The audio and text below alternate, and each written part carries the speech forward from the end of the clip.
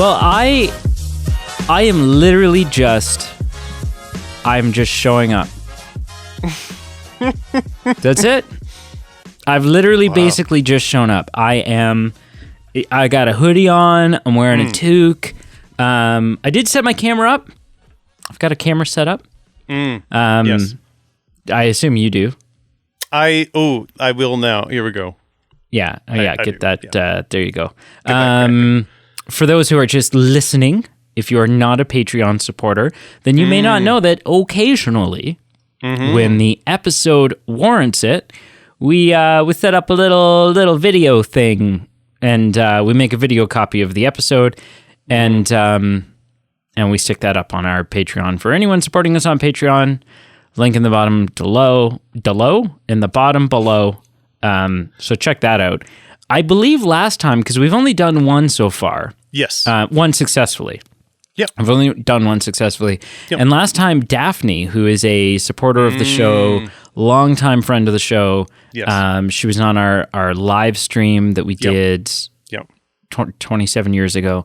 And her reaction was something along the lines of, I didn't know how much I needed this until I watched it. Right. Like right. she went into it going like, yeah, this is exciting. I'm glad this is happening. And then she watched it and she was like, good gravy. That was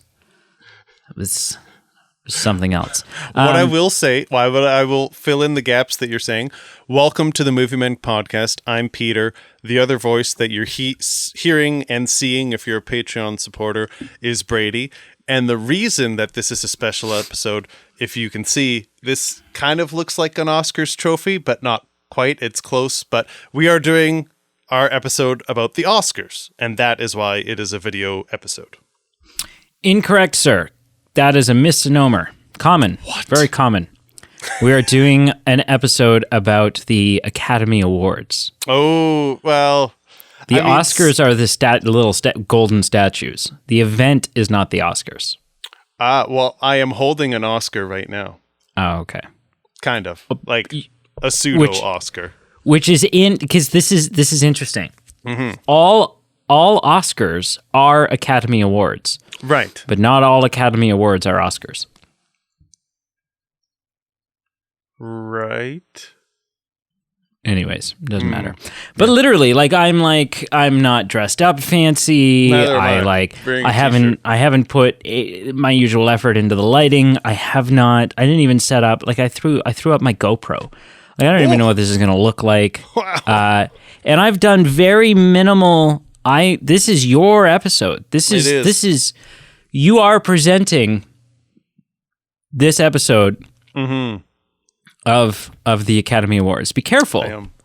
being a presenter for the Academy Awards. I won't crack any jokes about you or anyone that you like. About any, yeah. But yeah, literally, this is your show. I have a little thing that I'm going to do later on. But we're going to talk about the Academy Awards. Of course. Not only am I not taking the reins on this episode, but I don't know anything about the results. I know the winner of Best Picture, and I know the winner of Best Actor. Right. And that's it. Yeah. Best Male Actor. And that's it. So I'm excited. I'm excited to learn who won what. It's been difficult. It's been a difficult week kind of staying aloof to that. Good for you. But I think I've successfully done it. And so now I'm excited to crack into this. So you tell me, sir, in which order shall we unfold the orders? The order? In which order should we unfold this evening's festivities? Okay. Well, why don't we start with some trivia? We can then make our way to some banter about a specific event that happened at the Oscars, and then we could get into the awards themselves. Sure. You mean Rebel Wilson's dress? Something like that. Something to that effect. Okay. Yeah. All right. I'm good. All right. You ready? Yeah. Okay. some Oscar trivia. You don't sound excited. Oh, I was thinking that. I was thinking that earlier this week. I was air checking us. I was listening back sporadically throughout an episode, and I reached the point where I did that, where I make my noise, and I'm like, I feel like I've lost. It's a deflated balloon vibe. I feel like I've lost a certain degree of autonomy. I'm like, now it's expected of me, and I'm like, I don't like this like dance monkey dance thing. Yeah, that's fair. So I'm like, it'll happen, but when it happens, it'll happen because I've decided it will happen. Yeah. You feel it. Okay. Yeah. Okay. So for the questions this week, I want you to pace yourself. So keep up with your usual like deducting and sounding things out. But bear in mind, I have 4 questions in total. So just for the pace of things, just remember there's a bit more than normal. So just for tempo and flow and so on. Just so you know, I've got 4 questions. That was the most polite pick it up, son, that I've ever heard. All right. The first question, and they're all multiple choice. You like multiple choice. Yeah. The first question, which film has the most Oscar or Academy Award nominations? Ever? Out of these 4. Oh, okay. Yeah. So I've got Sound of Music. I've got Joker, like 2019. Master and Commander, 2003. And 1917, the 2019 film. So which of those has the most Academy Award nominations? None of those are what I thought you were going to say. Because none of those are the record holder. Oh, no. Correct? No. Any of these things, I'm going to spill my beans a little bit for these questions. None of them are like coincidentally record holders per se. It's more just in this category, which is the answer to this question. Right. I think I thought that the record holder was going to be in there, so I was just kind of waiting for the name that popped out. Sure. Sound of Music, Joker, 1917, or Master and Commander. Well, I don't think it's Master and Commander. It's got Russell Crowe and a wicked soundtrack his friend of the show, Andrew, could attest to. Yeah, but outside of Andrew, nobody ever talks about Master and Commander. I just did, but point granted, fair enough. Do you know what I mean, though? Like, it's a good movie. I've seen it. Sure, it's an excellent movie. But it doesn't come up a lot. Sure. It doesn't come up the way Sound of Music comes up. Right. Yeah, that's true. I know that 1917 did really well for itself. Yep. Like, I think it had like cinematography and stuff like that. I think it won cinematography. Yeah. Sound of Music. Sound of Music is sort of the outlier here for me because it's so long ago that it's like a different era. It's an era of the Oscars that I'm unfamiliar with. Sure. And I just don't like, so it's I don't think it's Master and Commander because who cares? I don't. And like Joker in 1917, I can kind of think to myself, okay, what other, like I can kind of get a grasp for what other films came out that year. I am completely in the dark when it comes to what other films came out the year that Sound of Music came out. Right. I'm gonna say, I don't think it's Joker. I don't know that Joker. I mean, Joker was certainly nominated, and Joaquin Phoenix won Best Male Lead. But I don't know that it was like, I don't know that it had a lot of nominations. Okay. Yeah. I'm gonna go with 1917 only because I want to go with Sound of Music, and I won't be surprised if it's Sound of Music, but I don't know Sound of Music well enough. The like Oscar, I don't know the Oscar buzz around Sound of Music well enough. Yeah. To to use that as my answer. So I'm going to go 1917 because I know it did really well. Sure. Okay.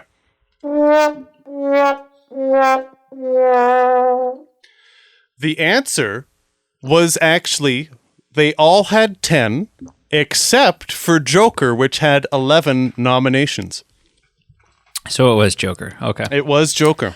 Yeah. I thought you were going to say they all had 10 except for Master and Commander that had 15 or something. And I was just going to quit. I was going to be like, no. No. Okay. Question number 2. Which of these had the most actual Academy Awards, like awards that it won? So we've got Star Wars, the 1977 Star Wars, Saving Private Ryan, Gladiator, Russell Crowe connection here, and Mary Poppins.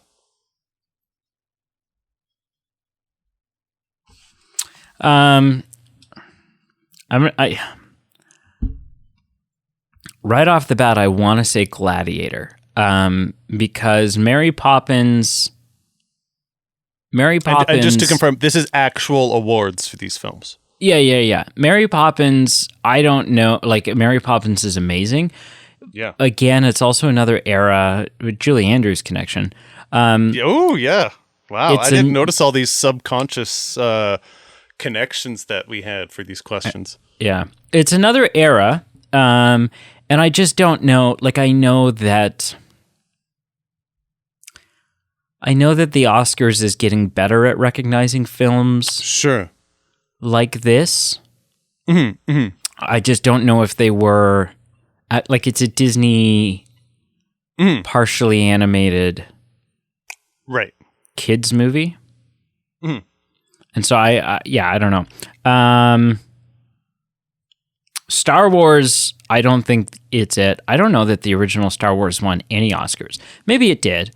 But also it was like the underdog and like nobody like it blew up, but I don't know that it blew up like in time for people. And again, like a science fiction film in the 70s doing well at the Oscars, like that doesn't seem likely to me. Right. Gladiator, and then what was the other option? So Star Wars, Saving Private Ryan was the other one. Yeah, see, that's another one that's tough. For me, it's between Gladiator and Saving Private Ryan. People talk about Gladiator more than they talk about Saving Private Ryan, people like, and everyone goes, oh yeah, Saving Private Ryan. But Gladiator? Gladiator is like, Saving Private Ryan is an excellent film. Mm. Gladiator feels like it's a part of movie history, a part of cinema history. Right? Like if you were to the movie Hall of Fame, where you were sending a capsule off to the aliens so that they could understand who we are as people, and you can only put 10 movies in the capsule. I think Gladiator's making the cut before Saving Private Ryan does. Which is interesting because I think Mary Poppins makes the cut before either of those do, and they would give the entirely wrong impression to alien life forms. That's true. About what life is like here. But I'm going to go with Gladiator for all of the reasons I said. Okay. Those reasons make sense. It's rigged. The answer is 1977 Star Wars, which won 6 Academy Awards. What did it win? They were more on the technical aspect. I actually have them right here. It wasn't like best film or best, right, what have you. It was along the lines of, as I scroll here, actually this one makes sense. Best original score, best sound for science fiction, best costume, best art direction, best film editing, and best visual effects. So some of them more technical, but it's those like band swipe transitions for the editing. Right. Yeah. Okay. My next question. Which actor has the most nominations? Okay. nominations. We've got friend of the show, Leonardo DiCaprio. We've got Meryl Streep. We've got Judi Dench. And we've got Michael Caine for most nominations for Academy Awards. Judi Dench, Meryl Streep, Michael Caine, and Leo. I mean, I think Leo has the most without winning. Michael Caine.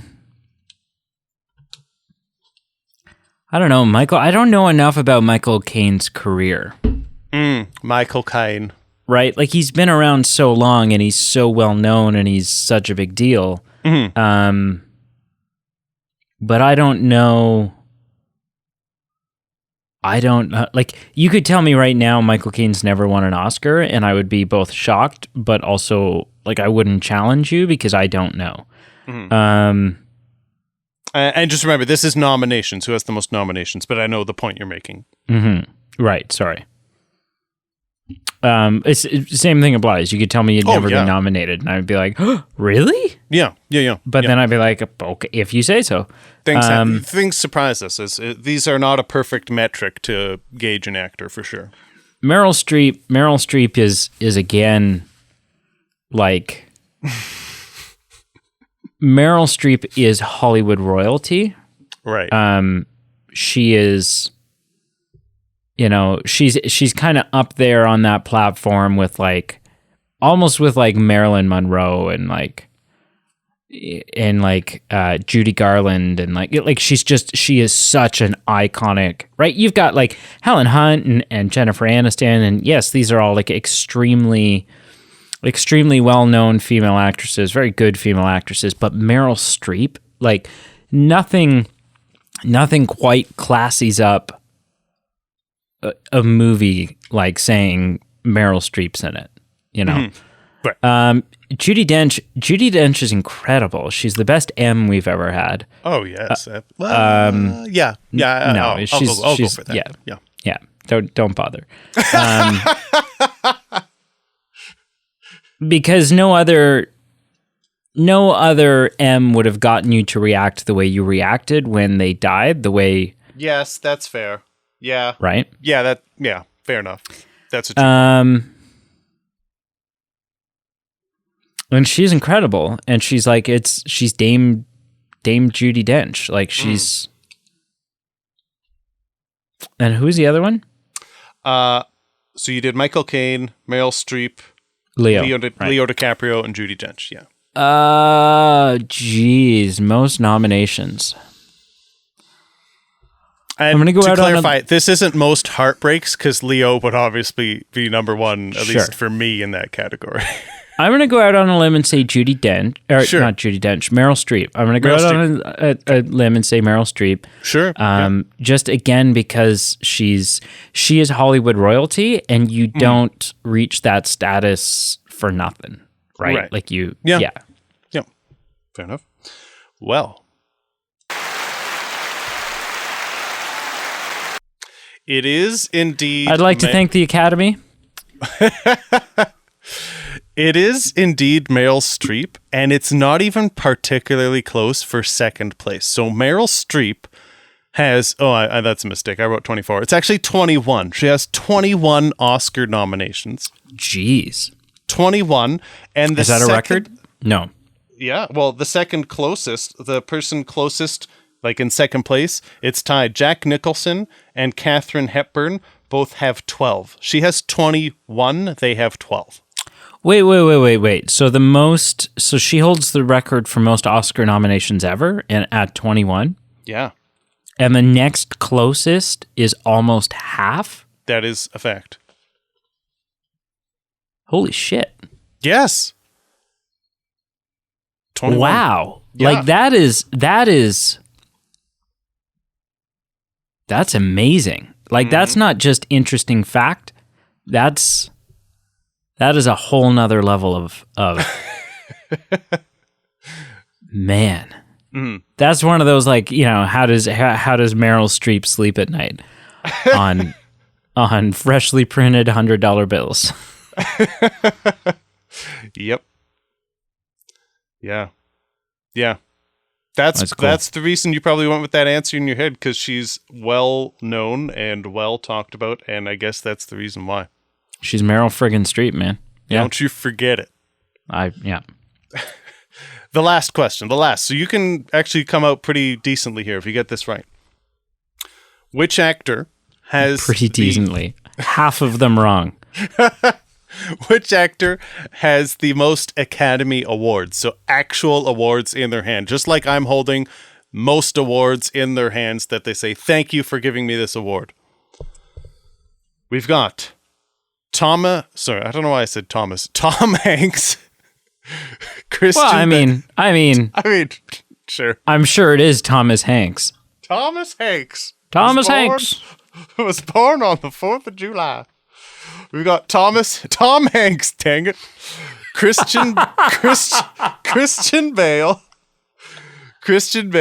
Jack Nicholson, and Kate Blanchett. Oh. Huh. Those are all worthy contenders. I'm going to go ahead and eliminate Christian Bale because I don't really like him. You don't, and you're very clear about that on this show. Yeah. I don't dislike him. I just don't like him as Batman. And that's left a sour taste in my mouth because everyone else is like, I love him. And I'm like... It's become personal for you. It has. Oh, geez. Kate Blanchett. I mean, she is Galadriel, for heaven's sakes. She is. And she's also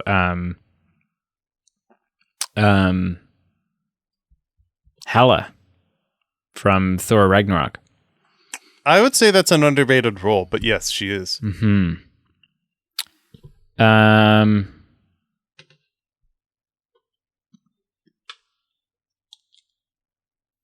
Kate Blanchett.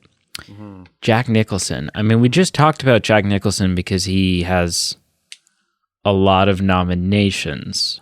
So you could say that, hey, the safe bet, he's had more opportunities, or at least has come in second in opportunities, so maybe luck of the draw, he's high up there, but... He has. I know right off the bat that he's had more nominations than anyone else on this list. He's had more opportunities to win. Mm-hmm. And who was the other one? Jack Nicholson, Kate Blanchett, Christian Bale, Kate Blanchett, Tom Hanks. I mean, Thomas Hanks. Thank goodness he became an actor and he wasn't taken by the rickets as a child. God bless him. God bless him. Oh man. I have to go with Jack Nicholson just because he's had the most opportunity to, sure. And he's friggin' Jack Nicholson. You know, right. like he is in that same thing as like Meryl Streep is, where even though Jack Nicholson's not acting anymore, Jack Nicholson was like, you never asked Jack Nicholson, with the exception of like Joker, you never asked Jack Nicholson to play a character. You just asked Jack Nicholson to come be in your movie because what you were looking for was Jack Nicholson. Right. Do you know what I mean? Like, sure. You would hire Johnny Depp because you're like, this is really diverse and we need someone who can really take on this character. No. If you're hiring Jack Nicholson, it's because you want Jack Nicholson in your story. Yeah. I'm going to go Jack Nicholson. JN for short. Well. It was low-hanging fruit, but it was worth it. You did it. He had, for context, 3 Academy Awards. Yeah. 3. Really? 3. That number seems lower. Now, so is that that's not... He's not the record holder. He's not a record holder. Just of these 4, he was the highest. Okay. Which, I mean, sure, like you said, Christian Bale, some people love him, some people hate him. But I feel Tom Hanks and Cate Blanchett are pretty respectable names, and Jack Nicholson is higher. Well, sure. I mean, it's one of those things. Like you could have come to me and you could have told me Tom Hanks won an Oscar for Castaway, and I would have said, well, sure, of course he did. Of course, yeah. You could have said, well, and Tom Hanks also won an Oscar for Apollo 13, and I would have said, okay, yeah, sure, absolutely. And then you could have said, and then Tom Hanks won an Oscar for Forrest Gump. And I would have said, okay, yep, that makes sense. That checks out. Yeah. And then Saving Private Ryan. And you're like, okay, yeah, like sure. Like all of those, and then all of the newer stuff like Sully and, whatever else. You're like, okay, yeah, sure. Yeah. Makes sense to me. But yeah, Jack Nicholson. And only 3. Only 3. Yeah. They're not just handing these things out, eh? No. No. As, again, Leonardo DiCaprio can attest. And Will Smith. So... That's a good segue. So is that... Yeah, that's a good trivia, man. Thank you. Thank you. That was good. Thank you. That's good. Listen, I don't want to discuss anything that doesn't pertain to things that affect movie fans. Sure. So... right or wrong, doesn't matter. Was he justified? Doesn't matter. Should he face criminal charges? Doesn't matter.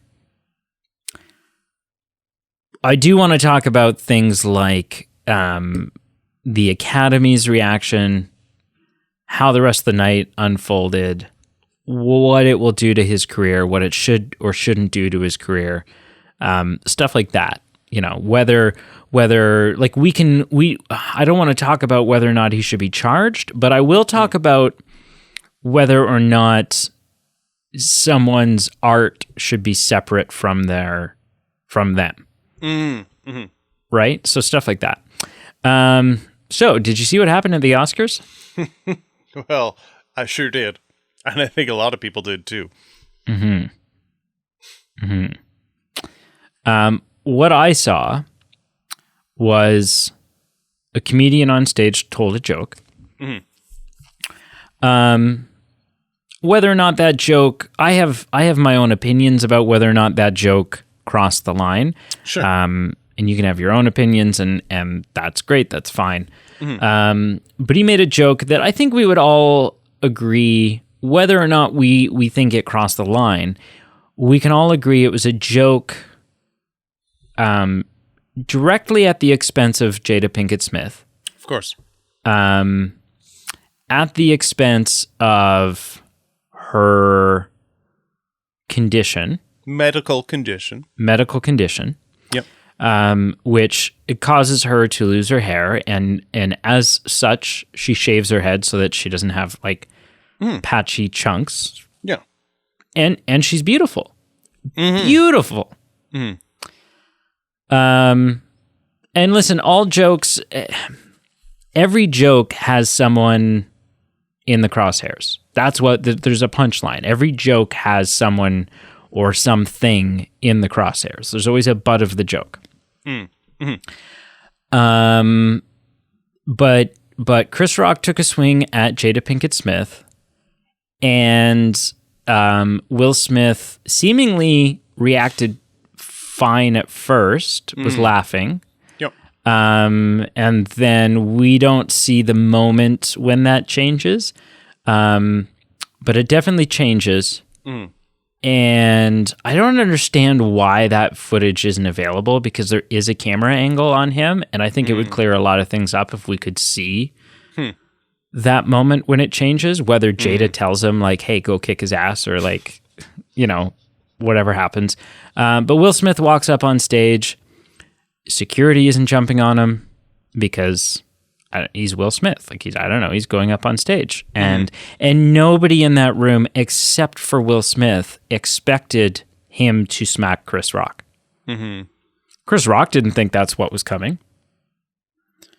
Who knows? Right? I'm just playing devil's advocate. Maybe Will Smith didn't even know that. Like maybe it was just a heat of the moment thing that when he Who got there, who knows? Yeah, who didn't knows? know what he was going to do, and then that's what happened. But yeah, Who knows? Yeah. But based on body language and based on reasonable assumptions, Chris Rock had no idea he was about to get hit in the face. He was stunned. Yeah. He was stunned when that happened. And then Will Smith goes and he sits down, and we're all equally as stunned when it doesn't end there, but he starts shouting profanities from the crowd. Yeah. Then he gets up on stage like 15 minutes later because he wins it was for King Richard, right? Yeah, he won the Best Actor award. Yeah. Yeah. And he got up and he gave a speech, some of which was what he was probably planning on saying originally. Some of it was very much, had been written in the last 15 minutes. An emotional speech, like he was crying. Very much emotional. Yeah. And he talks about defending his family and that he's at a really stressful... I don't think anyone... Again, whether it makes it okay, it doesn't make it okay, it's an excuse, it's not an excuse, blah, blah, blah. I don't think there's anyone who would argue that Will Smith was presenting anything during his speech, he was presenting anything other than a man who is under a lot of pressure and stress and maybe needs some help. Maybe is a little in over his head in life and mental health and who knows, right? But I'm not giving, again, that's not me saying, hey, cut the guy some slack. I'm not saying that at all. I'm just saying clearly, it doesn't seem like Will Smith got up there just as an asshole and simply was like, he didn't come to the Oscars thinking, I'm going to punch a guy out. And the reason why, and something that's important, I think, in our conversation about this is an isolated incident. Will Smith does not have a history of assaulting people. Right? And so that's, when we talk about the Academy's response, I think that's an important thing for us to talk about. So anyway, so all this stuff happens. Will Smith gets up, he apologizes to the Academy, to his fellow nominees, and he goes out of his way not to apologize to Chris Rock. There was no apology there. Now, the next day or the day after, on his Facebook, his social media, he released a couple of paragraphs apologizing and talking about how, this is not indicative of the man that he wants to be and blah, blah, blah. I have not heard an official response yet from Chris Rock. But that's where we stand. Now, Sure. There was some criticism. So a couple things happened. So seemingly, obviously, Will Smith was not escorted out when this happened. No. And then there was some criticism because the Oscars released a statement pretty much immediately saying the Academy does not condone violence. To which my response was, but you just did. You just did. When you didn't throw him out after he assaulted, because it was assault, after he assaulted your presenter, you didn't throw him out. That was you condoning his actions. Passively, yeah. Passively, but that was still you condoning them. That was still you saying, we've seen what you've done, and we're not going to do anything about it. So there was some criticism there. Then there was a lot of discussion about, well, should we take his Oscar away? Should they take his Oscar away? To which I say unequivocally, no. No. Because the last time I checked, Oscars were not given out because someone was a really nice person. Right. Or someone has their shit together. Or someone is a decent human being. Right. Oscars are awarded based on an actor's craft and the performance that they've given. And his actions at the Academy Awards or from here moving forward don't change that. Right. They don't. They don't change his performance that he won the award for. So, two things. One, we have gotten word since, in fact, I think it came out today, someone at the Academy made a statement that Will Smith had been asked to leave, and he refused. Interesting. That potentially changes things. Not as far as taking his Oscar away, but it does potentially change things in the sense that there is now talk. They're deliberating on whether or not Will Smith will face expulsion from the Academy. Basically negating all future consideration for Oscars. Awards. Yeah. Awards. I don't know where I stand on that. Will it affect his career moving forward? I don't know. Should it affect his career moving forward? I don't know. Should they take away his Oscar? No.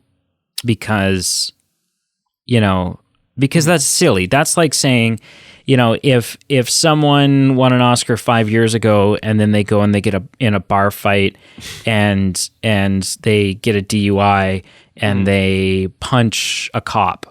Right? It's not funny, but I get what you mean. But rough night and certainly bad publicity. But you don't instantly go checking through your files and go, ooh, he won an Oscar at one point. We should probably strip that of him. We should probably take that away from him. Right? This isn't us tearing down Bill Cosby statues at Disney World. This is us saying, we gave you this based on an achievement, and that achievement still stands, so we're not going to take it away from you. Right. What are your thoughts on this? You saw all the same things that I saw. I would say so, yeah. I've maybe given you some more information now with him refusing to leave the Oscars. Yes, that was new to me. But I mean, and there's maybe more information to come. Oh, absolutely. Right. So it's possible that because we've also heard things that maybe someone at the Oscars asked him to leave, and then he was like gathering his stuff and getting ready to go, and then someone from the production side of the Academy Awards was like, "We want you to stay," and so now he's getting mixed. Due next, or so now we're getting like mixed signals, and if you're Will Smith and someone's asked you to leave, like you personally, Pete, if you're there and someone's asked you to leave and then someone else has asked you to stay and they're about to announce your category for which you stand a very good chance of winning and it's your first ever Oscar, are you going to listen to the person who's asking you to leave, or are you going to listen to the person who's telling you to stay? 100%, yeah. I'm not leaving, I'm staying. Yeah, so 100%. So there's a lot of things we don't know. There's a bunch of hearsay, but based on what we've heard and based on what we've seen, what are your thoughts on this situation? I think I pretty much mirror what you're saying. I think I completely agree with the not removing the Oscars. Like, I mean, if you use the metaphor of, like, say, a museum or some such, where the Oscars are like a museum of well-made film and film accomplishments, they have nothing to do with the persons that won them as far as their personal lives. So if an actor gets 12 DUIs and does atrocious things, their role that they played in that film was still monumental and worth an award and a spot on the shelf in this metaphorical museum. Doesn't mean we celebrate the person or celebrate what they did outside of film and support these things. But I completely agree that you kind of got to separate the two. So I'm in the same camp. I would not remove the Oscar from him. I think I have my own feelings about how I feel about Chris Rock professionally, how I feel about Will Smith professionally from what I know seeing them on TVs. I think I have my own opinion of how I feel the joke and its appropriateness, and Will Smith's response and its appropriateness. But it's a lot of personal hearsay. I think it's impossible to kind of nail down exactly what happened without knowing every single ounce of detail.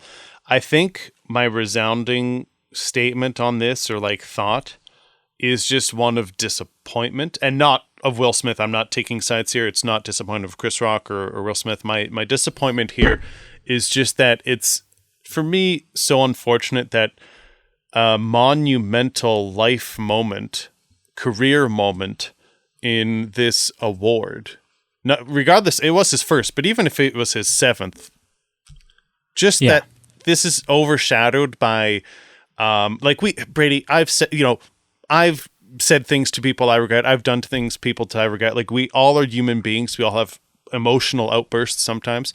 I'm not saying I've hit someone on stage. I'm not saying it's fine. I've made jokes. But you're not saying you haven't. People. But I'm just saying we're all human, and it's unfortunate that coincided with this event on both sides, coincided with him getting this award. And I would have much rather just been talking to you about him winning this award for him and just celebrating and talking about it and being excited for him as a professional, versus having this tarnished. Like, because in a way it's tarnished. I doubt he was jubilant that night. I mean, no matter how celebratory he would have been, there's still in the back of his mind, like, what did I do on TV? I guess I'm just disappointed that this was kind of the main important thing was sidelined by what occurred. Right. The two things I will say, and then we can wrap this up. Yeah. I think they're very interesting. One is some people have said, well, Chris Rock didn't maybe Chris Rock didn't know that she had that condition. Yes, he did. She's been very public about it for a couple of years now. Sure. Yeah. Absolutely, he knew.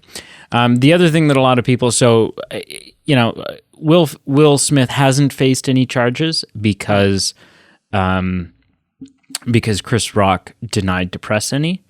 And Jim Carrey he gave his reaction on a morning talk show the other day.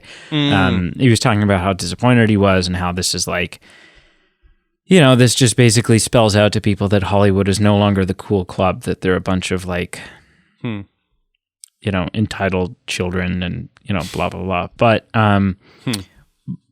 But he believed that like one of the reasons why Chris Rock isn't pressing charges is he just doesn't want the hassle of it. Like, it's just it's just this whole thing. But something that not a lot of people are talking about, Chris Rock can still sue the Academy. Because he was at work. Right. The Academy Awards was his place of work. Right. He was in the workplace and was assaulted. Yeah. And the fact that he was able to be assaulted in the workplace means that he was in a workplace that was not adequately safe. That's true. So he could sue the Academy. Again, I don't, not that I think that Chris Rock is up for an Oscar anytime soon, but I think if you sued the Academy, you could pretty much kiss your chances goodbye. I think that is a fair statement. You might get snubbed. Maybe. So anyways, that's what happened with that.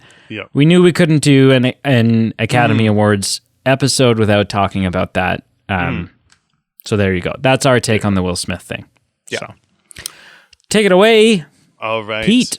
Well, obviously now it's time to get to the main course of the episode, the Oscar or the Academy Awards. So there's gonna be about 12 that we go through in total. It's gonna be pretty top heavy. So we're gonna do the main kahunas first. We're gonna do like best picture, director, actors. So the first ones will be a bit top heavy because we're gonna really, those might be a bit more talking about just because they're the big ones. And then as we go through these lists, like the last few might just be like, hey, the best film that was released on a Tuesday was this and this and this, and the technical ones that we're not getting too nitty gritty, but the nitty gritty ones that we are covering will just be pretty rapid fire. So that is how we will do it. All right. So, best picture was and you're okay. I'm just going to go out and say who won when I say these things because sounds good. No surprise. So Coda won best picture. Right. Have you seen it? I have not. So I'll go through. So all the nominees for Best Picture were Coda, Belfast, Don't Look Up, Drive My Car, Dune, King Richard, Licorice Pizza, Nightmare Alley, The Power of the Dog, and West Side Story. I would have boycotted the Academy Awards forever if Don't Look Up had won Best Picture.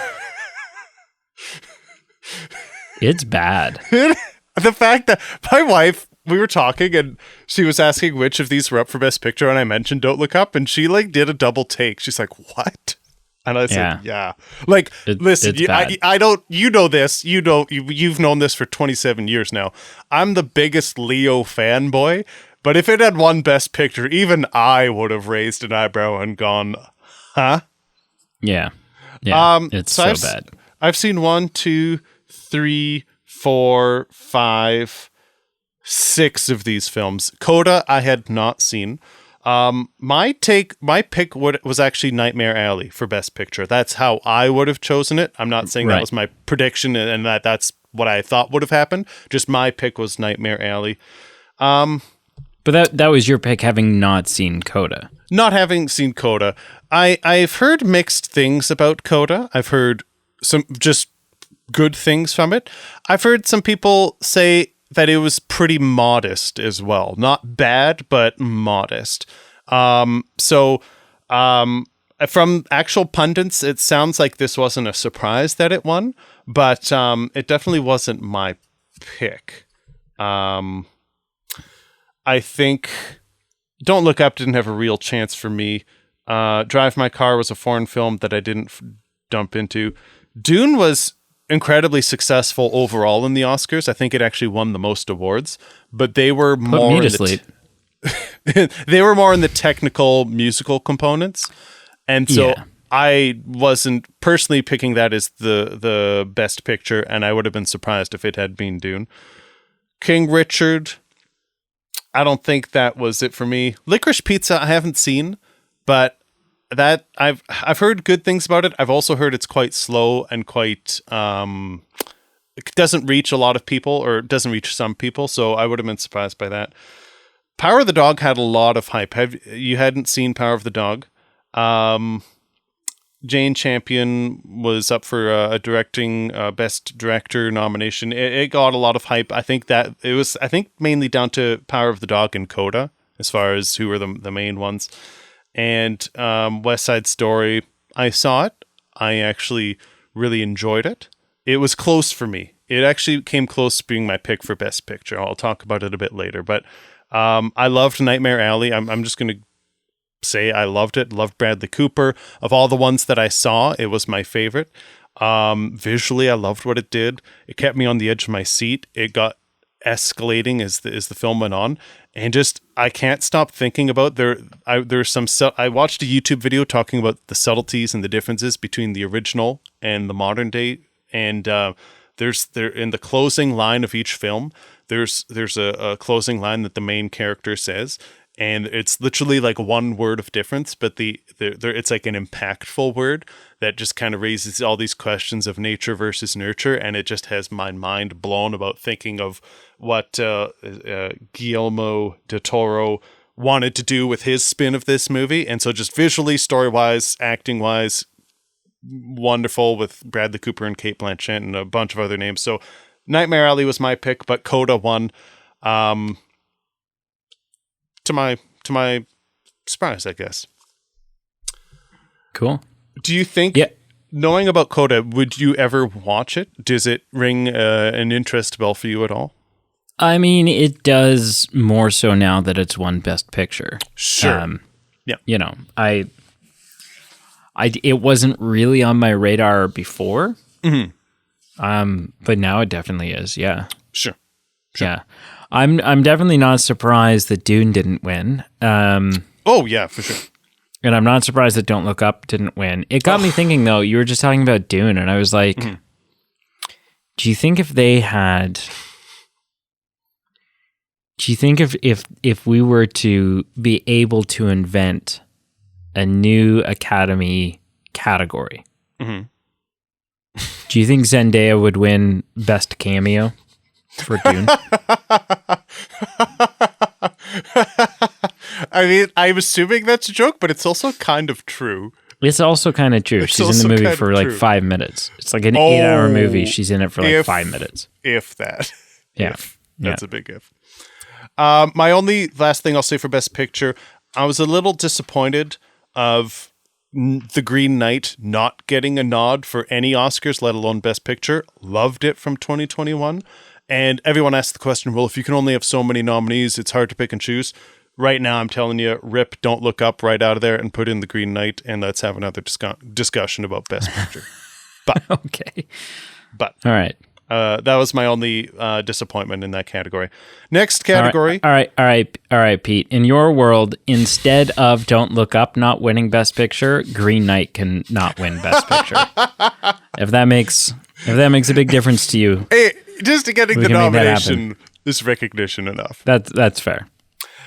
Next category, Best Directing. So this came down to, the winner was Jane Campion for The Power of the Dog. Mentioned that a bit before. Kenneth Branagh was up with Belfast. The director for Drive My Car and Licorice Pizza were almost so nominated. And the bigger one for me was Steven Spielberg for West Side Story. This got it for me. I was almost tempted to give Best Picture to this, but then I went with Best Director. And I'll tell you why. I tried watching the original West Side Story. I believe it's from the 60s. Tried watching it a couple of years ago. And I fell asleep after maybe 15 minutes, woke up, wondered what I was doing with my life, had an existential crisis, and just turned it off just because I couldn't get through it. Wasn't for me. It was very slow. I wasn't picking up anything it was laying down. So I had no horse in this race going, ooh, I'm very interested in what Steven Spielberg's doing. Let's check it out. I was watching it mainly because it was up for nominations. I watched this. Not my favorite film ever. Not my favorite musical ever. But holy heck, what he did for me, transforming nothing of a film in my eyes, no offense to people who like it, to now, wow, this was vibrant, exciting, dynamic to me. Like, there were musical sequences that I watched on YouTube literally 4 or 5 times. And in contrast, I watched the originals on YouTube, couldn't even make it all the way through. I'd stop about 2 or 3 minutes in and go, I'm going back to the Steven Spielberg. So what he did for me, bringing a film back to life, rejuvenating it, bringing it through a modern day lens, incredible. It was just incredible. Well, I mean, it's Steven Spielberg.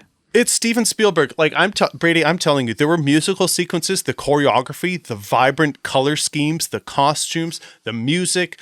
It was a little disappointing. I read only about 2 songs were actually performed like while they were filming. The rest were just dubbed over. And you can tell. So, I mean, it's not a perfect film, but what he did, just that accomplishment, it's incredible. He won Best Director as a result of it. And I will say this. I'm so passionate about this. I wish I was a billionaire so I could produce this.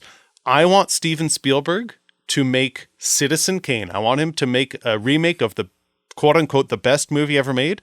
I think Leonardo DiCaprio would be perfect for the main role in that film. And that is what I want. I want that film made through a new lens, and Steven Spielberg has just blown me away. So I've never seen you so excited about anything, and I'm glad that you have passion. Thank you. You're not on cocaine, are you? I will. Because that was like a really aggressive 2 or 3 minutes, and Just when I thought you couldn't top yourself, you were like, you just came at me with more, you were like, I'm like, okay, surely he's out of breath. And he's like, and let me tell you another thing. I am just so like, it's good. It's great. That's excellent. I'm a little worried about, my drug habits.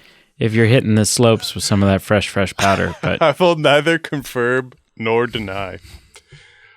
That's interesting because typically your personality, I could make a cocaine joke and it would very obviously be a joke, but you would still feel the need to and for the record, I don't do cocaine. Actually, for the record, I don't do the cocaine. I should probably say that. I should say No, that. You've ruined it. Now you've ruined it. No one will take it seriously now. Oh, man. All right. Next category, Best Actor. So obviously... Wait, sorry. Did you say who won the director? Oh, yes. Category? Jane Campion for The Power of the Dog. Right. Okay. Yeah. Best Actor obviously went to Will Smith. We talked about that. He got it for King Richard. Other actors that were nominated, Javier Bardem for Being the Ricardos, Benedict Cumberbatch for The Power of the Dog, Andrew Garfield, your friend of the show, for Tick, Tick, Boom, and Denzel Washington for The Tragedy of Macbeth. Right. I thought Will Smith was good in King Richard. I don't think he was my pick. I'm not disappointed he was picked. Benedict Cumberbatch was my pick for this. He was in The Power of the Dog. Not my favorite film. It was hard to get into. A lot of people I've heard it was hard to reach them, so to speak. So it was hard to get into. But Benedict Cumberbatch played such a chilling antagonist in this film. Like, I'm talking about bone chilling at times. He rocked this role. It was incredible. And for me, it just stood out. Although the film wasn't my favorite, his role was just so well played that for me, I would have picked Benedict as Best Actor. Not disappointed Will Smith won though, but wasn't my choice. You know what's interesting? So I always talk about, and this is something we didn't talk about with the Will Smith thing, but I'm a big fan of separating the actor from their craft. And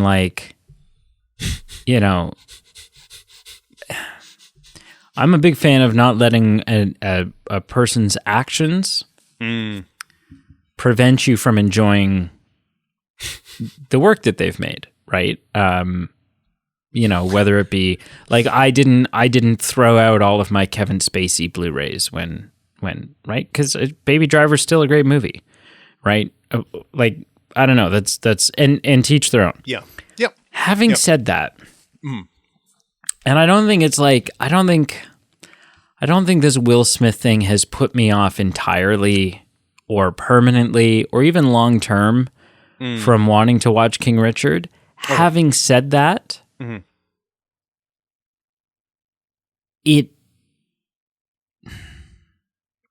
something about it makes me sure that I'm not going to go watch it anytime soon. I'm just eh. Yep. I think it's just me wanting to distance myself from what happened from that whole situation. Yep. Yep.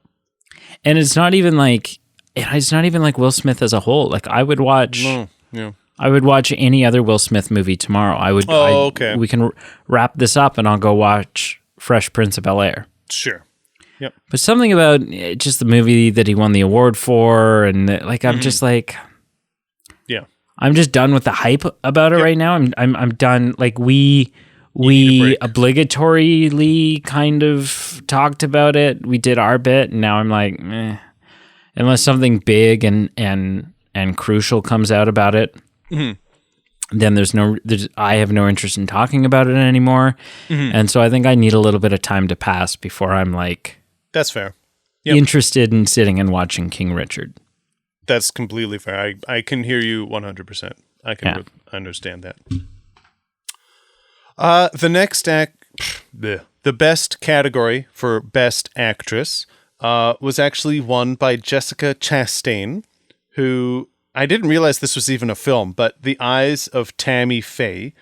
And from what I see, it looks like a dynamic role that she played. So I don't have any faults with her winning it. That's Olivia, good. Olivia Colman was up for The Lost Daughter, Penelope Cruz for Parallel Mothers, Nicole Kidman for Being the Ricardos. But my choice far and away was Kristen Stewart for Spencer. Watched it. What an incredibly interesting film. Overall, she's a good performer. She is an incredible performer. I think she was the perfect choice for Lady Diana Spencer. The film overall was excellent. Like, the music was so perfect. It like built in every scene. The music would kind of build this tension to like a climax, and it just got so intense that you kind of grab the edge of your seat and you start feeling uncomfortable and stressful. But regardless, her specifically, Kristen Stewart, I would have picked for Best Actress. It was the only film that I saw of these actors that were nominated for it, so I guess technically she's the only choice I could do, but it's not an obligatory choice. Like, she was incredible, and I feel it's fun watching her in dynamic roles, and this isn't new for her. She's been in so much, but it's just coincidental that I watched it recently to watching The Batman, where we've got Robert Pattinson, and I think there's less and less people talking about, oh, it's the people from Twilight. I think most moviegoers have moved past that narrative, and I think they're like, hey, these are two well-accomplished actors. So. And I think those people are fewer and fewer, but it's just fun to see, hey, like, you guys have come a long way, like, good for you. And so she was incredible as my long-winded point. The film was incredible. That was my choice. Cool.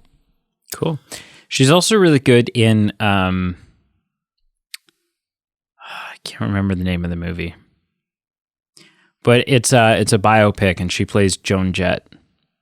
Oh, yeah, like a young Joan Jett, and she's good in it. Yeah, interesting. So I am glad to see them sort of come out from under the shadow of the Twilight saga.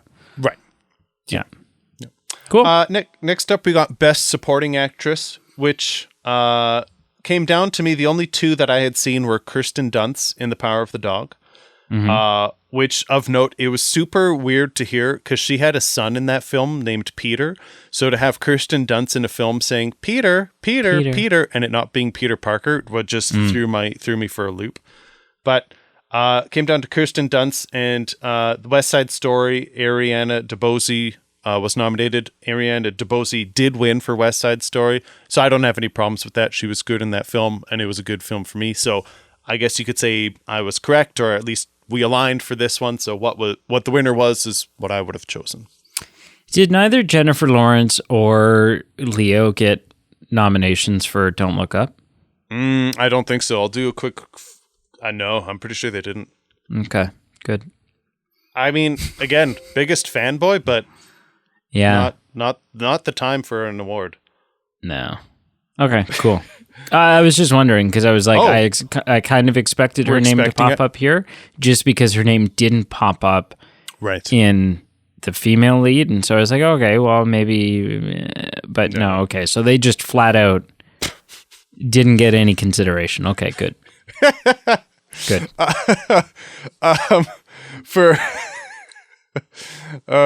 For Best Supporting Actor, it was Troy Kotsur from Coda, again a film I had not seen. This one was just a toss-up for me, so I won't spend a lot of time on it. Power of the Dog had two actors that were up for it, Jesse Plemons and Cody Smith-McPhee. I guess I'd go for Cody Smith-McPhee. He played kind of also a chilling role, kind of commonality in that film, but not much to talk about here. I am curious. J.K. Simmons was a nominee for Being the Ricardos. So I am just genuinely curious because the film itself is intriguing to me and J.K. Simmons is intriguing. So he was nominated so that, sometime I might sit down and watch that film because of that. J.K. Simmons is a tank. Like, we honestly, like, physically, the guy's ripped, but also from like an acting chop standpoint, like, I don't know, you think J.K. Simmons and it's easy just to think Jay Jonah. Yeah. But he, whether it's what's the drumming movie? Whiplash. Whiplash. Yep. Whether it's Whiplash or any of the other stuff that he's actually he's actually a good actor. Just because he was in like these campy, cheesy comic book movies, Yes. playing sort of a larger than life caricature of a person. Yeah. J.K. Simmons is a serious performer. Yeah. Oh yeah. Cool.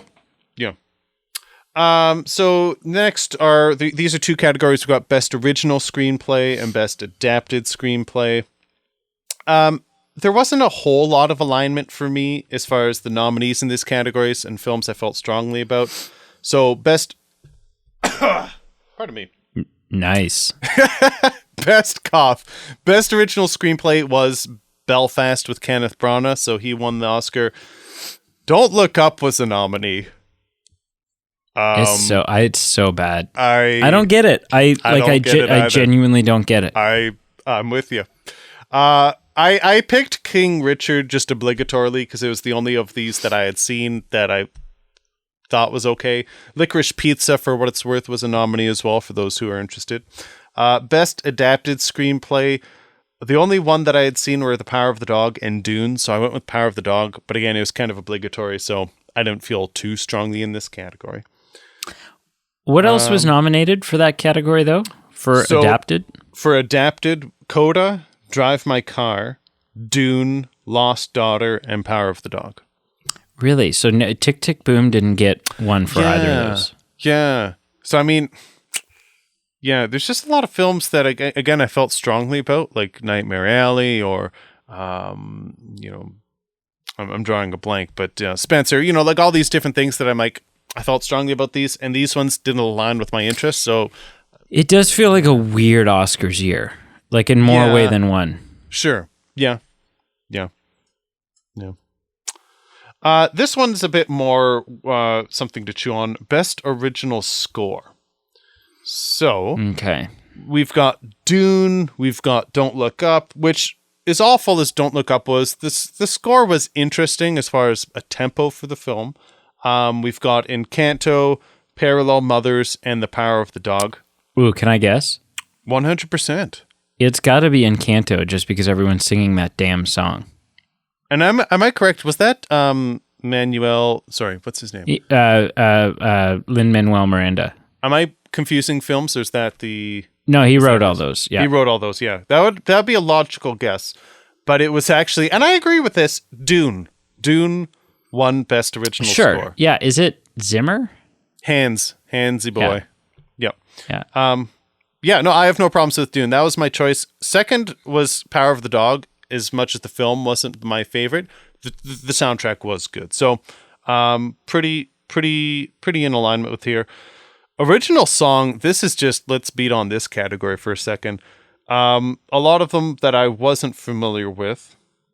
We've got something from Belfast, which neither of us have seen. Encanto had a song up for this, so that's noteworthy. Was it the Dos? Don't talk about. It's called Dos. I'm good. This is awful. Dos Arugatias. Arugatas. Huh. Okay. I can't pronounce it properly. Be Alive from King Richard.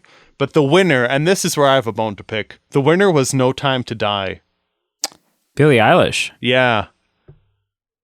All right, pick a bone. I know you like that song. I just thought it was so meh. Like, compared to the other James Bond films, I was just...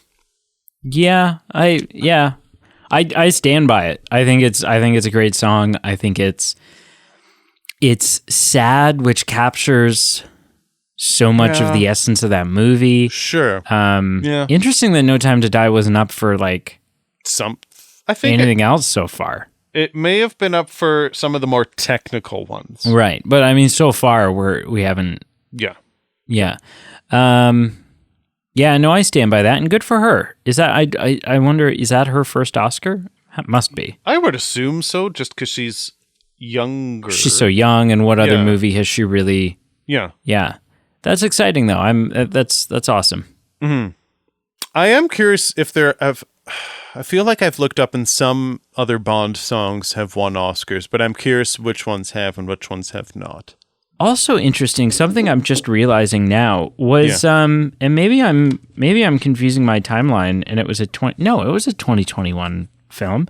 Yeah. Man, House of Gucci has not made any appearances here. Right. That was 2021, right? Yeah, it looks, just doing a quick search, it looks like it had only one nomination for Best Makeup and Hairstyling, and it did not win. Right, which would be the crazy getup that they put Jared Leto in. Yeah. Yeah. Okay. Yeah, that's okay. I heard bad things about it. I heard it's not good, and I heard Lady Gaga's Italian accent is Russian, like throughout the entire film.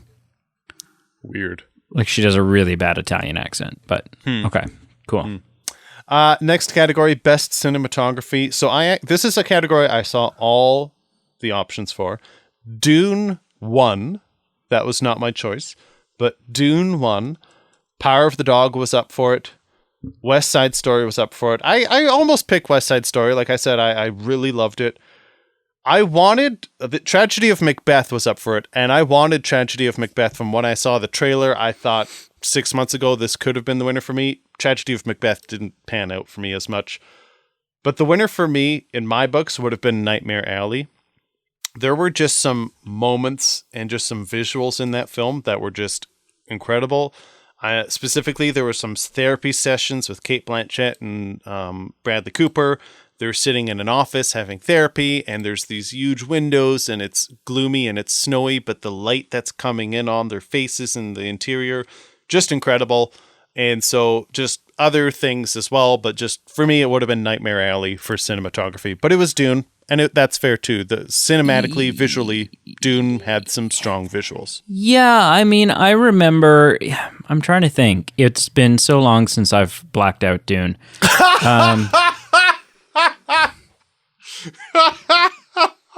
And I am wanting to rewatch it. I think probably in the next month or two, I have plans. That's fair. Plans to rewatch it.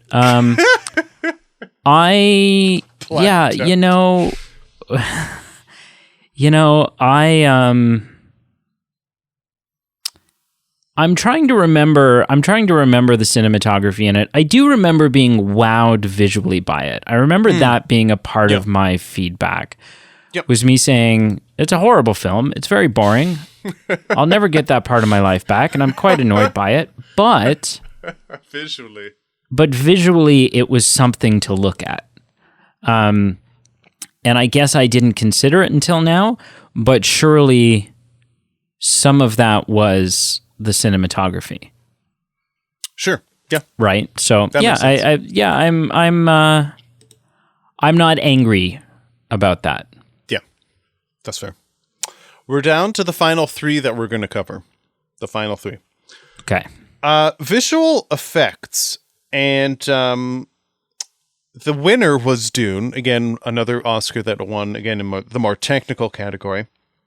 Other options were Spider-Man No Way Home, Shang-Chi, Legend of the Ten Rings, No Time to Die, and Free Guy.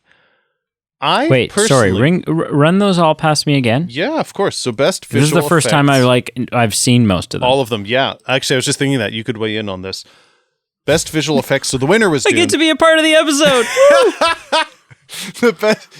Dune was the winner. Free Guy, No Time to Die, Shang-Chi, and Spider-Man No Way Home. Before you weigh in, I will say... okay, go ahead. I will tell you what my pick was. Okay. Obviously, Spider-Man No Way Home is probably the superior film out of these ones. So, although that's not my pick, I will say Free Guy. Visually, as far as the effects, I thought it was incredible. Kind of having that video game-esque atmosphere. And that would be your pick? That would be my pick. Just based on best visual effects. Just how vibrant and lively it was. I know the film isn't Oscar bait per se, like the story, and it's a comedy, but just the effects stood out to me, and that was my pick. Can we walk through them quickly one by one? Of course. So Shang-Chi, I mean, is beautiful to look at. It's got a lot of that like ancient Chinese like we get dragons and we get Yep. some mythical creatures and stuff like that. Some stuff, there were moments where I found some of the CG of some of those creatures, and I think this was reflected in my review. I found some of the CG a little jarring, but I also didn't like. It was good, but it was but it just felt like it felt consistent with Marvel. I was like, I wasn't wowed by it. Spider-Man No Way Home. I mean, yeah, it's a great movie, but again, it's like I never didn't believe it, except the Lizard was never done super well. No. And that's true. The Lizard. Some of the Sandman effects were actually pretty bad. And Yeah. But again, so it was just kind of like, Dune, I don't remember Dune well enough to weigh in on it and really give an opinion. And then Free Guy, and what was the other one, or is that it? So Free Guy, No Time to Die, Shang-Chi, Spider-Man, and then Dune for obviously the winner. See, No Time to Die, I think No Time to Die needs to be heavily considered here only because there's something magical about. Okay, so Free Guy, let's talk about Free Guy. Free Guy is a vomiting of special effects. It is as CGI and special effects.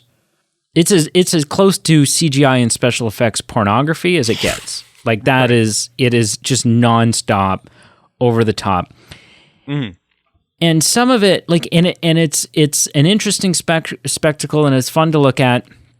But I would almost say that belongs less in a effects category and more in like a art design or like creative something or other. Because a lot of it, because it's like a video game thing, it's like, okay, well, it's going to take me a lot longer, but I've got Adobe After Effects on my computer, and I could film me and then watch a bunch of YouTube videos and tutorials and stuff like that, and add a video game, like a cartoony video game life bar or something above my head or stuff like that. And so much of that movie is those things, is because what you're looking at is so ridiculous. Right. It's very forgiving. Sure. Because there's not this super high standard that you're holding it to. It's supposed to look like a video game. Sure.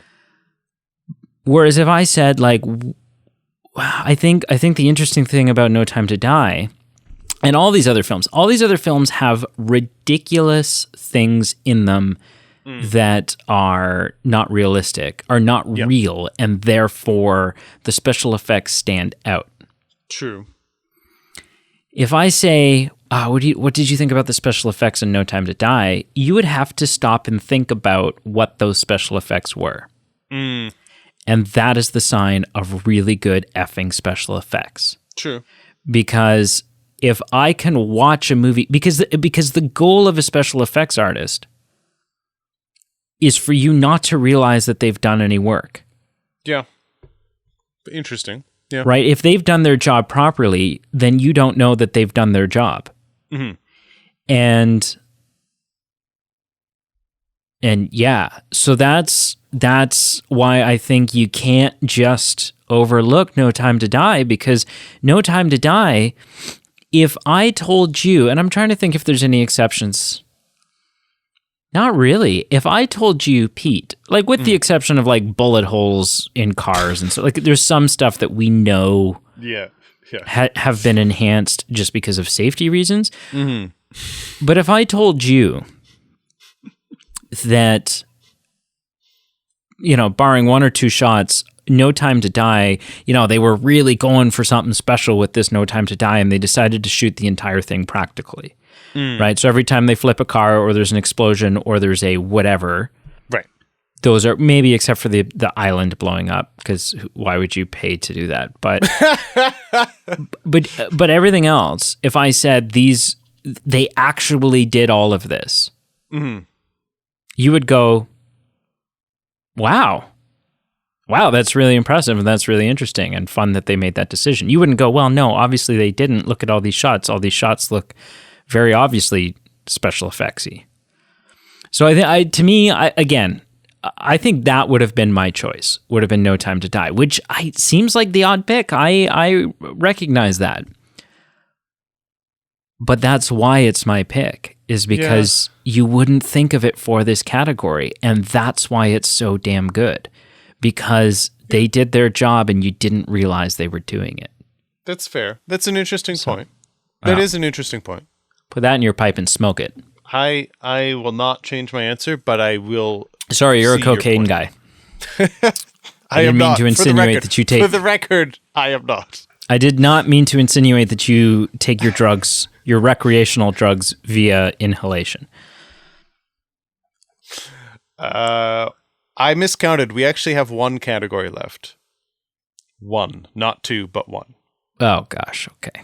So 11. It's an unlucky number. No, it is still 12, but still 12. You just got ahead of yourself. Okay. I got ahead of myself. So this is the last one. And it is costume design. So the winner was Cruella, which, how can you go wrong? You've got Emma Watson. Yeah. No, Emma Stone. Emma Thompson. And yeah, the two Emmas. From what I remember. The three Emmas. Two of the trifecta. From what I remember, I think it was vibrant and, like, appropriately wonky for the characters. She's Cruella de Vil, and so there's something that comes with that. Plus, it was like a 60s, 70s kind of. Yeah. Oh, yeah. It was like a 70s kind of thing, and so there was some fun stuff happening there. Yeah. Okay. Yeah. And all the crazy dresses, obviously. Like, it's about a fashion designer. Yeah. And so, that was the winner. That's not who I picked. Cyrano was a film I have no idea about, was up for it. Dune was up for costume design. West Side Story could have come close with that. It was also very good. But Nightmare Alley, for me, just, I saw this pick and I said, yep, let's do it. Just the costumes were perfectly time appropriate, and not that they were crazy, like it was just a period piece in the 30s, but just they did a great job with it. They didn't try to do too much, they didn't do not enough. It was just great for me. So that Nightmare Alley was my pick, but Cruella is also a logical choice. See, Dune is one where, to me, costumes would also make sense, because you've created this world, right? So there's there's in a movie like Dune, none of the costumes are as simple as like, well, what blue jeans would our character be wearing? 100%. Right. It's the same issue that they had with Lord of the Rings, where you have to create everything because it's otherworldly. You can't use a piece of fabric or linen that someone watches it and say, hey, I just got that at Target last week. No, you need to weave your own shit so that you can... It's like we need a fabric. We can't just get cloaks for the hobbits. We need a fabric so that we can make these cloaks. Well, where are we going to get this fabric? Well, we need to make the fabric, right? Because that's what would have been. Yeah. Exactly. Cool. Yeah. Cool. Well, that wraps it up.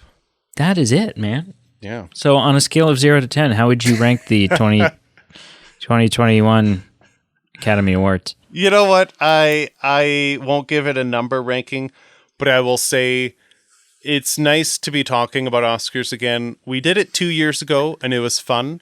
We did it not last year. That was a way to say we didn't do it last year.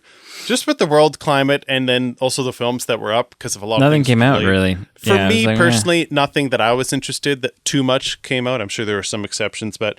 This year, just everything that was backlogged that kind of got pushed and was released this year, it just seemed like open the floodgates. There's a lot of material here. So Cool. it was fun. Cool. It was fun. Well, listen. Before we get to what you watched this week, Before we even get to your segment, I don't mean to upstage you, but I have something that would make sense wrapping up with the Oscars before we move on to the next segment. All right. So it's kind of out of left field, but it's also in line with what we're talking about.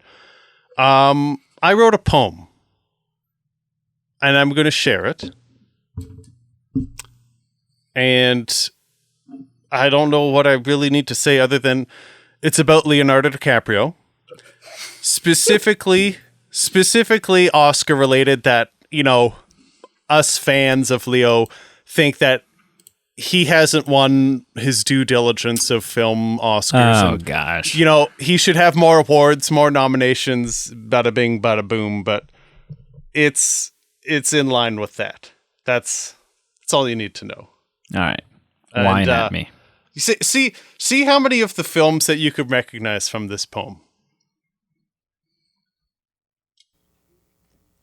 Somewhere on the frontier, celebrating with the bears, Leonardo, an actor who in craft would become ached and chafed just to get that golden man. Leonardo, although this vegan is renowned, he can still throw some raw bison down. Leonardo, Oscar results not ideal, but this man's acting chops are incredibly real. How about the bard's most famous play, playing Romeo night and day, the most classic love tale of all time?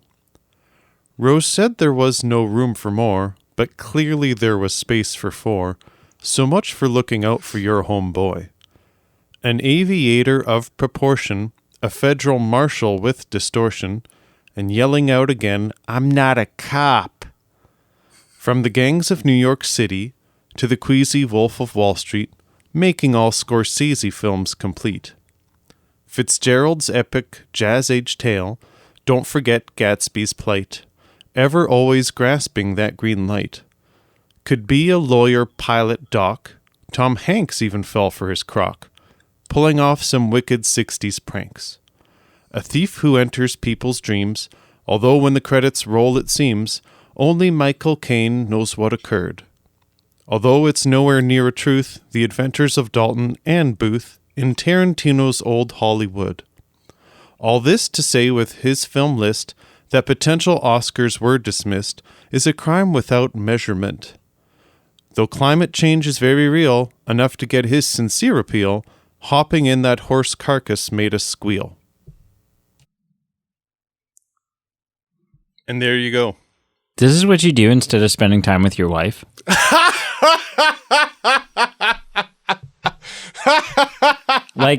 Furthermore, I know that you've said that, you guys have, your allotted, time where you get to go do your own thing.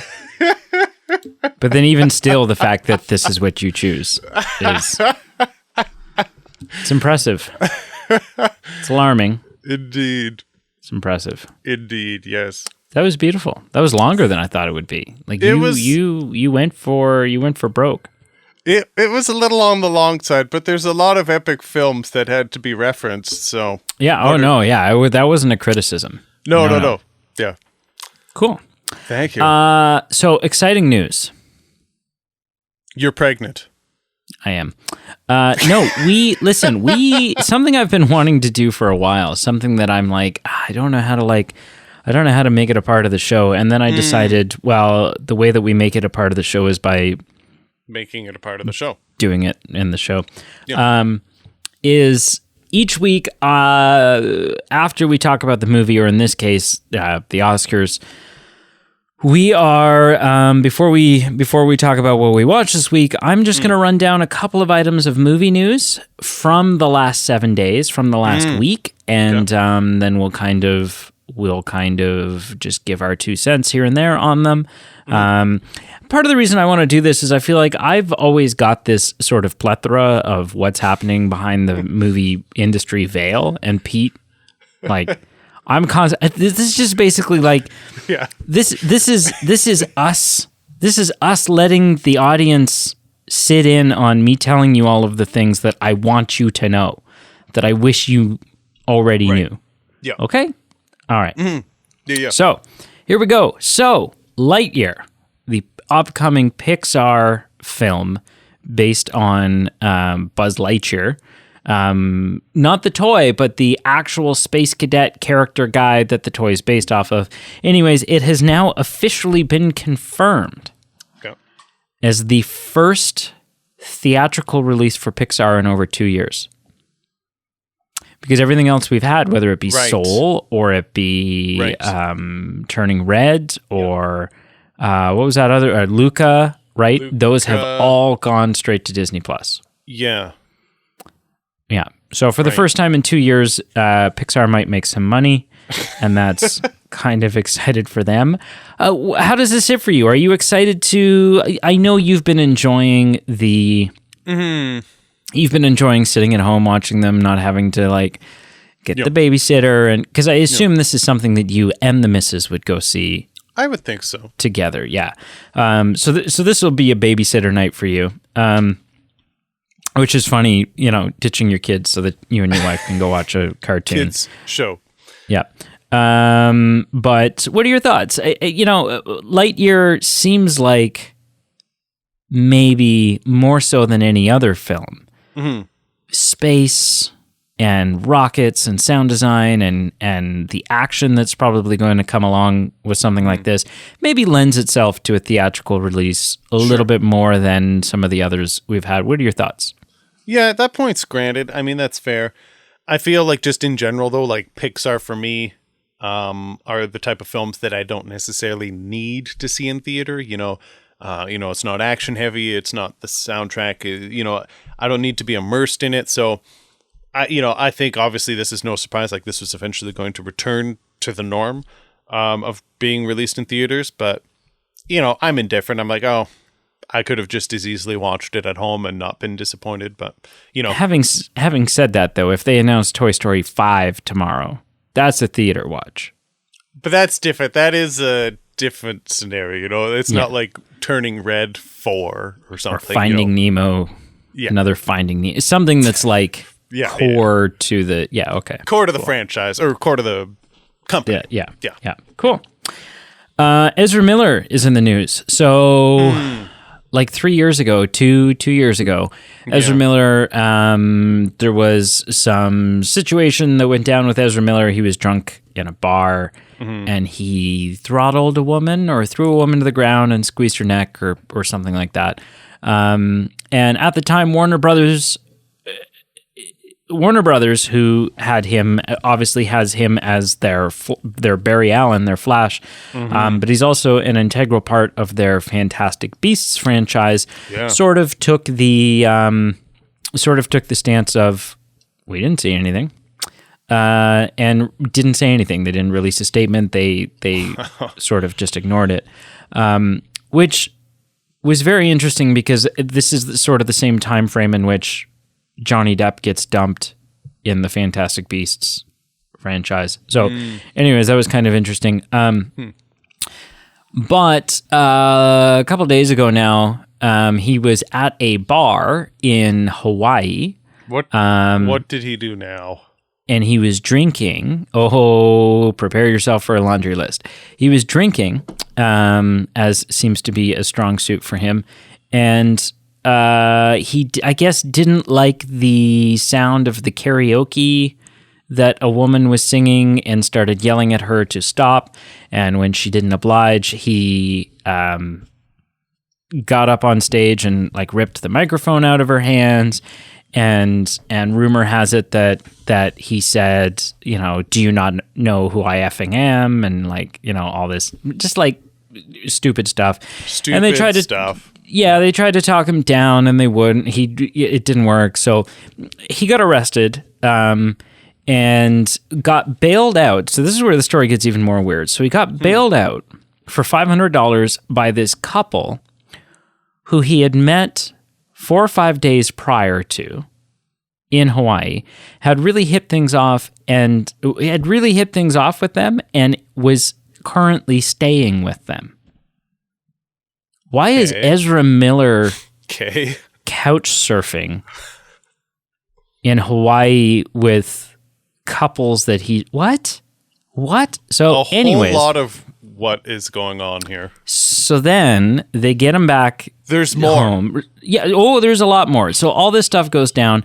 The next day, there's police reports filed against him by this couple saying he went into their bedroom, stole a bunch of stuff, threatened to kill them, including, I think and I need to censor this here, including saying, I will... Do I need to censor this? No, it's not a swear word. Including saying, I will bury your whore of a wife.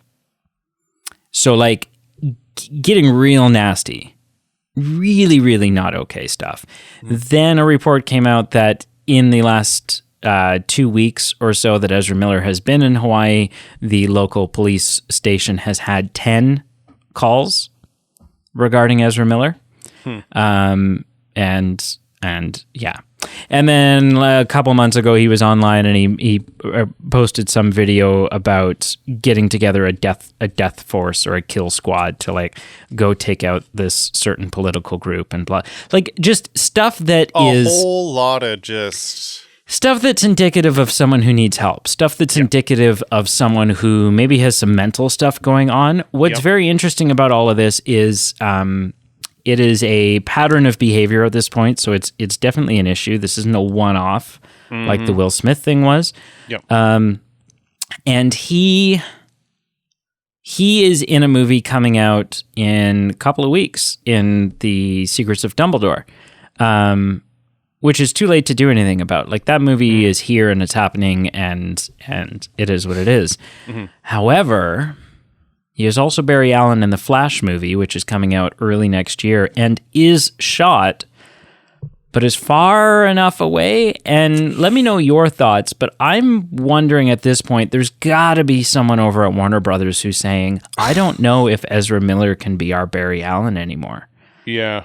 Oh, I think this has got to be the worst timing. I've got 3 minutes left on my camera, so this is not the type of thing I want to shotgun. But that's the first thing that's going through my mind. For everything that you just said, it's like, I don't know if he can be the Barry Allen. Like, how can you go on and keep hiding this stuff? So that's the first thing that came to my mind. If you've got time to replace him, what the heck? Like, what other choices do you have? Yeah. Yeah. It would cost him a lot of money to have to reshoot a bunch of stuff. So it sounds like at some point in the next couple of minutes here, Pete's video feed is going to disappear, but he apologizes profusely. I apologize profusely. Moving on real quick, Ron Howard, the director, yes, is going to direct a biopic about the life of Jim Henson. Huh. Do you know who Jim Henson is? Of course. Yeah. So very interesting. And they have the full cooperation of the Jim Henson estate. His family's going to work closely with them to do whatever. But that could be a really magical movie, seeing like the creation of characters like Kermit the Frog and Bert and Ernie and him working alongside Frank Oz and all of these things. That could be a lot of fun. Is that a movie that excites you? I don't know if I'd say excite, just because this is the first time I've heard of it and I don't know how I feel. But if nothing else, the topic of and material, like an iconic person and an iconic franchise. So I mean, it's definitely got my interest. Mm-hmm. Cool. Yeah. Bruce Willis. Yeah. Did you see this? I did. So Bruce Willis has stepped away from acting. They haven't used the word retire, but I think that's essentially what's being said here. Mm-hmm. He has aphasia. Am I saying that correctly? I think so. Which is essentially, apparently, a degenerative brain condition, which can be brought on by a couple of things. It can be post-stroke, it can be brain tumor, it can be like a severe head trauma. But basically what happens is you start losing the ability to be able to connect words and sentences and read and understand language, basically. And so that will impact his ability to be able to act, obviously. What's interesting about this is it sounds like for a couple of years now, his management team has been aware of this. Right. And has continued to put him in movies. Right. And there have been stories now surfacing of people who have worked on those movies talking about how difficult it was and how the scripts had to be rewritten and made shorter so that, like, we can't give him any dialogue, really. We can't give him any monologues, and we need to reduce his dialogue significantly so that, so that he can get these words out. My guess is that a lot of this was done because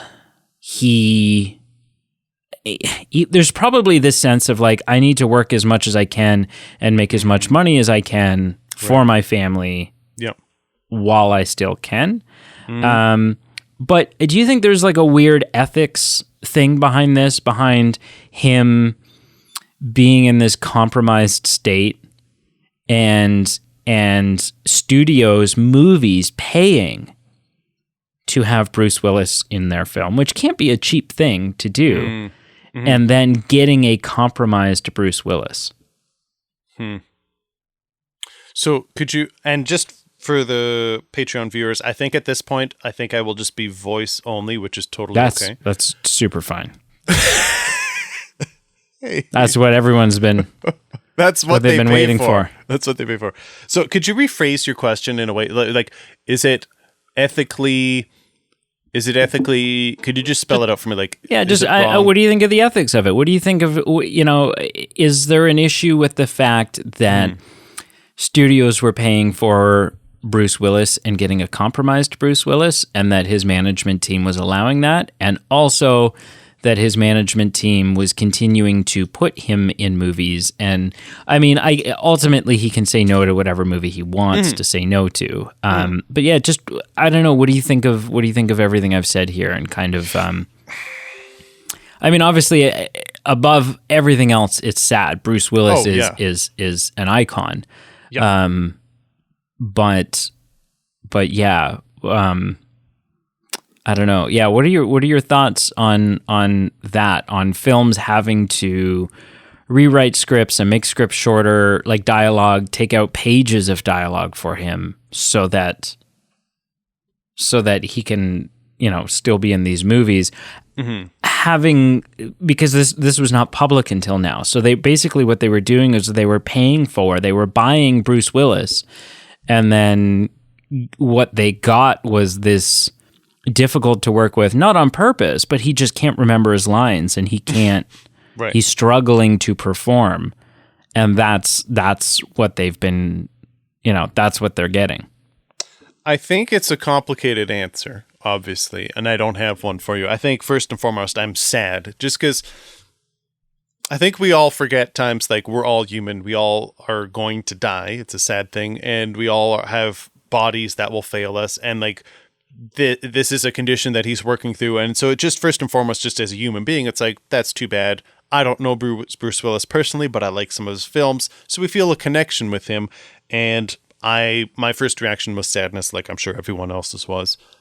I think, I honestly don't know the answer to this. I think the first thing that comes to mind is the whole Britney versus Spears documentary I watched, just about how in her situation, I'm not sure about Bruce Willis's, but in her situation, it seemed like she felt that her perception was that she was being taken advantage of, where her family and her management team were farming her out and using her in a way to redeem as much cash as possible, for as much work as possible. And, she felt like she was taken advantage of, where she maybe wasn't wanting to do some of those things at those times in her life. It's hard to know without knowing what Bruce Willis was wanting to do. Was it that he felt over-intimidated and that he didn't want to be doing this anymore, but he felt pressured into doing it? Because that's morally into a dangerous area of what if that was the case. If it was a situation where he said, I want to try and battle through this, and I'm not ready to give up acting, even though this is going to be challenging with my medical condition. That's something completely different. I think morally from, did the studios get him with this condition and them not knowing he had this condition? I think, I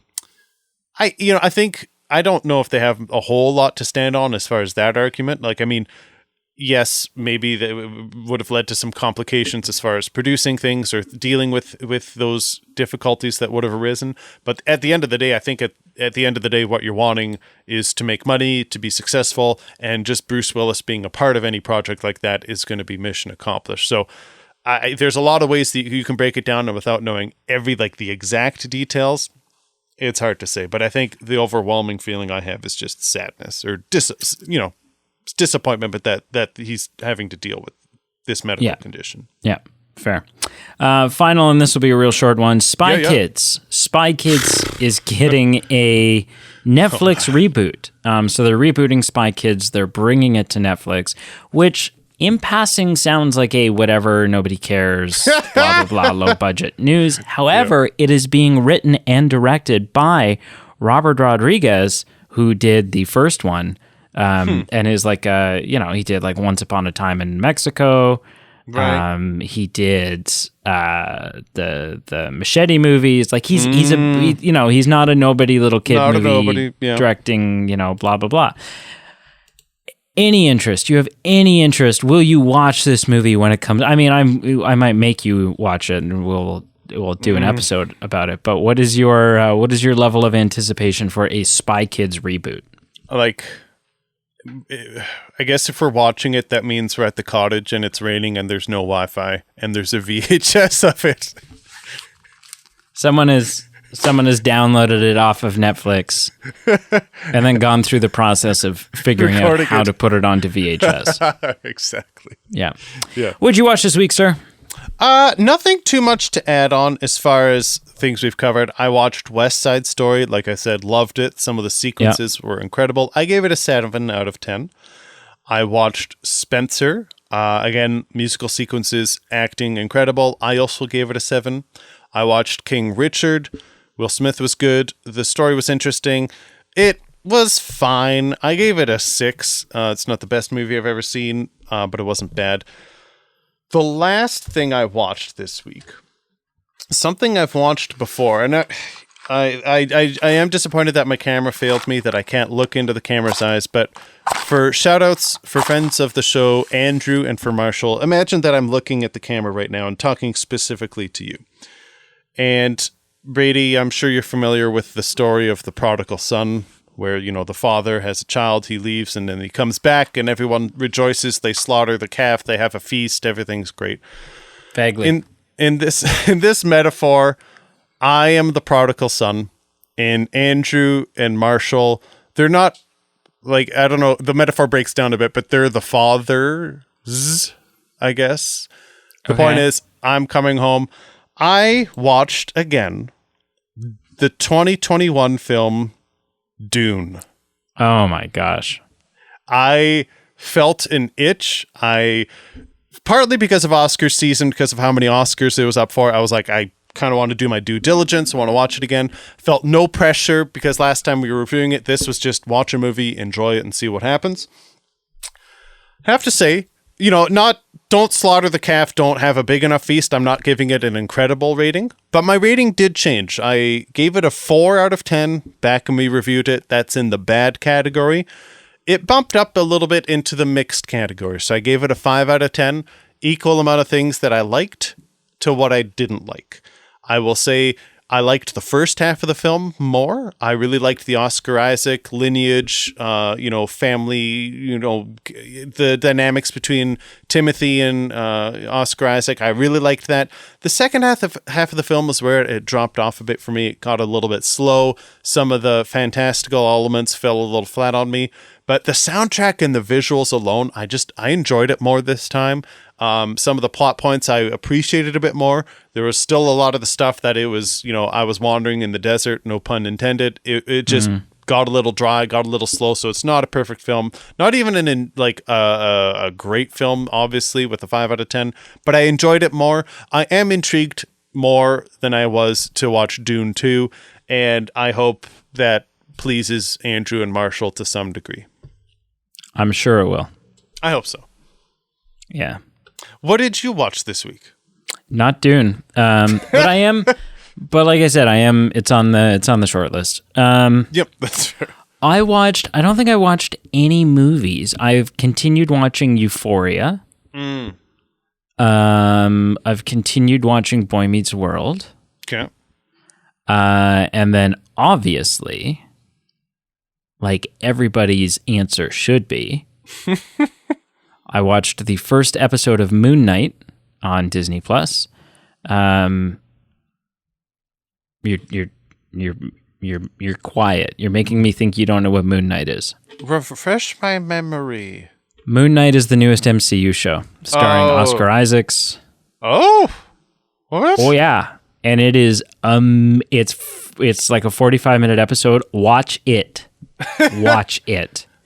It is really good. This first episode is really good. Like the best MCU show episode we've gotten, including WandaVision. Wow. Including WandaVision. WandaVision's close. WandaVision was so good, man. It was so good. I did enjoy it, I have to admit. I did enjoy it. Was it better than Hawkeye?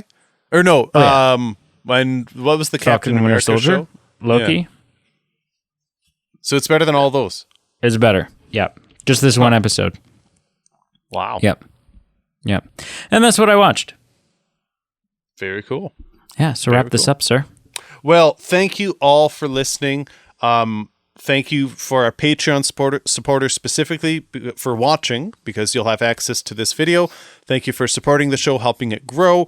If you are all listening and you'd like to join our Patreon, check out the links below. It's a way for you to help grow the show and maintain its costs, and it's ways for us to give you perks back. You can check out all the perks there. Check out all our socials below: Facebook, Instagram, Twitter. Like, follow, subscribe wherever you can. Give a good rate and review wherever you can.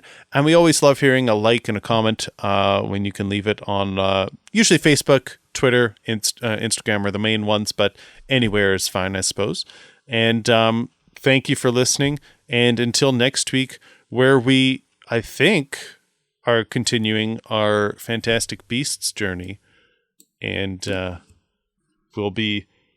Well, it was related at least into our news segment of an actor carryover. I guess that's why it came up. I'm looking forward to it. I'm looking forward to returning to it.